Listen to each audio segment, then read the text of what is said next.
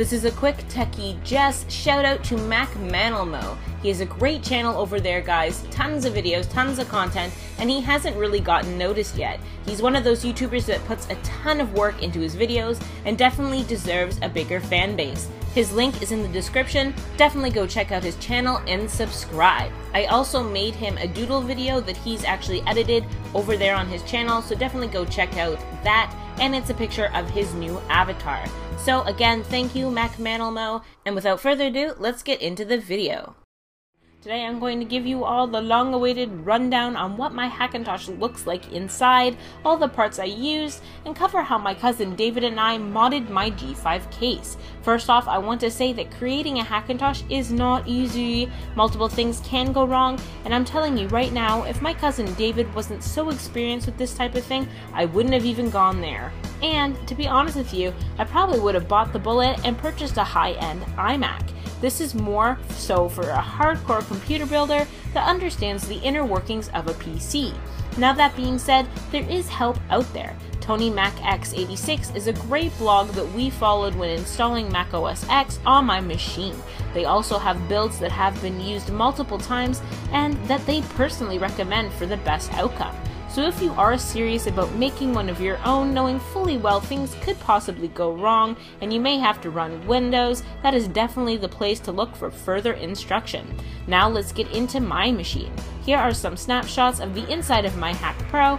Everything inside the case had to be gutted to make room for the new parts. G5 cases aren't meant to hold PC components, so obviously we had to start from scratch. When we first built my Hackintosh, I bought a medium-sized Cooler Master tower to house my Pretty, so you don't have to mod a case like I did after the fact.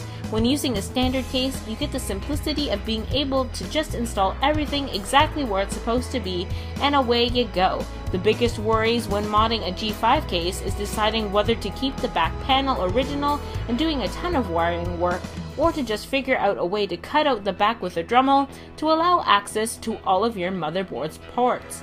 Keeping the original ports in this case was not an option for me, considering I'm a bit of a USB whore. Shh, don't tell anybody. And let's face it, what was powered by USB back when the G5 came out?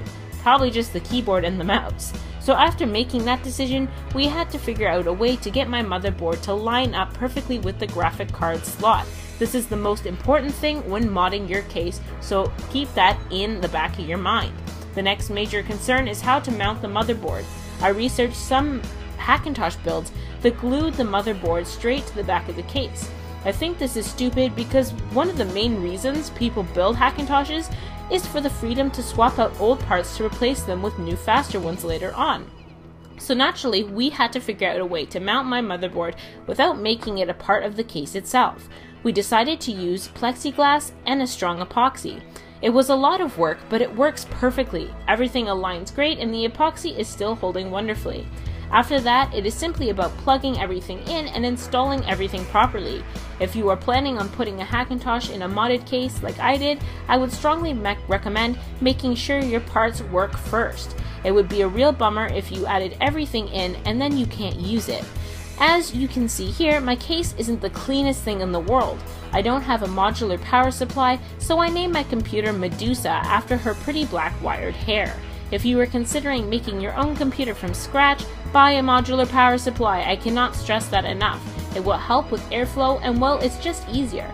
Trust me, you will thank me later. My cousin David hooked up all of the original fans by rewiring. We haven't figured out how to wire the front panel fully yet, though we did try a number of times. So we had to take the power switch from my old case and run it through the back.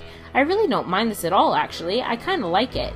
One thing I have noticed, though, is my computer does get a little bit hot. I may have to install an 120mm fan above my graphics card to get some more airflow hitting my CPU. On a brighter note, the G5 case does accommodate my hard drive and disk drive really well. The disk drive opens and closes with no problem, and actually I kind of find this really cool in a geeky way. Overall, this machine is a beast. I am not running Lion quite yet. I have a couple programs that aren't compatible, and I don't want to risk screwing up a good thing, if you know what I mean. I do have it on my MacBook Pro though. Here are Medusa's specs. She runs quite beautifully, though she is a year old. If you are interested in my components I used, here is a list of my parts. If you have any additional questions, I will try my hardest to help you out ASAP if you drop me a line at techiejess@gmail.com. Follow me on Twitter, and if you like this video, don't forget to click the little like button, leave a comment down below, and subscribe if you aren't already. See you on Doodle Friday for a very lovely little Wayne caricature. And until next time, folks, toodles!